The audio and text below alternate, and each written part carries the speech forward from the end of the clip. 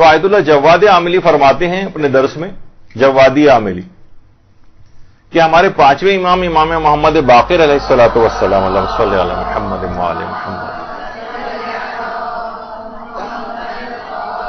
سے ایک روایت ہے جو کہ اصول کافی کی تیسری جلد کے اندر بیان ہوئی ہے کہ جس وقت کوئی بھی شخص مرے گا اور وہ قبر میں اتارا جائے گا، تو قبر میں اتارے جانے کے بعد جب قبر اس کی بند ہو جائے گی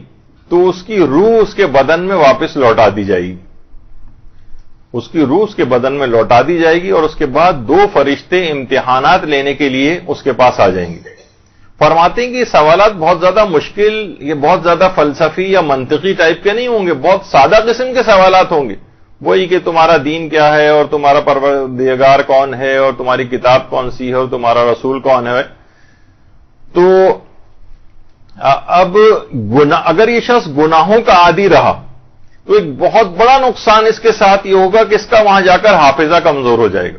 گناہوں کا ایک اثرات آپ کو پتا ہے کہ وہ ہے نا کہ دروغ گورا حافظہ ناباشد، یعنی جھوٹا جو ہے وہ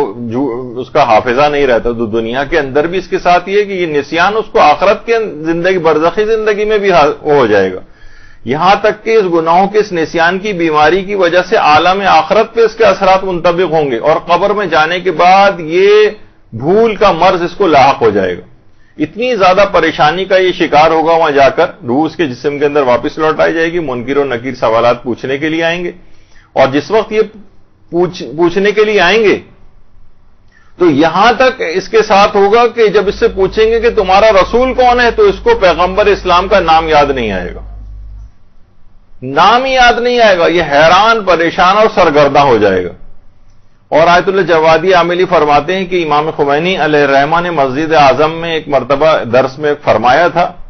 کہ پھر ان افراد کو عذاب دیا جائے گا، اور کچھ عرصے کے عذاب بھگتنے کے بعد ان کو یاد آئے گا کہ ارے اس دنیا میں ہم رسول اللہ کا کلمہ پڑھا کرتے تھے، یعنی اس کے اتنے عرصے کے عذاب بھگتنے کے بعد رسول کا نام یاد آئے گا۔ تو بہرحال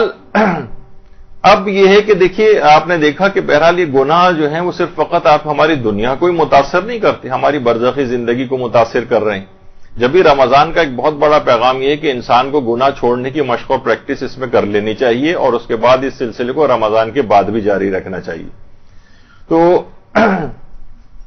یہ گناہوں کے اثرات فقط اس دنیا ہی کے، بلکہ اس دنیا میں فقط اس کی حد تک نہیں، دوسرے لوگ بھی اس کے اثرات کی لپیٹ میں آتے ہیں۔ یہی وجہ ہے کہ آیت اللہ حافظ بشیر نجفی وہ فرماتے ہیں کہ وہ بعض اوقات یہ ہوتا ہے کہ گناہ یہ خود کرتا ہے لیکن پوری کائنات کا مجرم ہو جاتا ہے، کیونکہ بہت سے گناہ ایسے ہیں جو صرف فقط اسی کو متاثر نہیں کرتے، کائنات کو بھی متاثر کرتے ہیں۔ بعض گناہوں کے باعث آسمان سے بارشیں برسنا بند ہو جاتی ہیں، لوگ کتنی پریشانی کا شکار ہوتے ہیں۔ بہت سے گناہ ایسے ہیں کہ جن سے بیماریاں جنم لیتی ہیں اور دوسرے لوگ بھی ان بیماریوں کا شکار ہوتے ہیں۔ بہت سے گناہ ایسے ہیں جس سے فقر اور غربت میں اضافہ ہوتا ہے، اس سے اس کے اپنے خاندان والے، اپنے گھر والے وہ سخت پریشان ہو جاتے ہیں۔ تو یہ سب کیا ہے کہ یہ کائنات کا مجرم ہو جاتا ہے، یہ دوسرے لوگوں کو اذیتیں پہنچانے کا مجرم ہو جاتا ہے۔ اس کے فقط گناہوں کے اثرات اس تک نہیں رہتے بلکہ دیگر افراد تک بھی اس کے گناہوں کے اثرات پہنچتے ہیں۔ برحمتك يا أرحم الراحمين وصلى الله على محمد وآله الطاهرين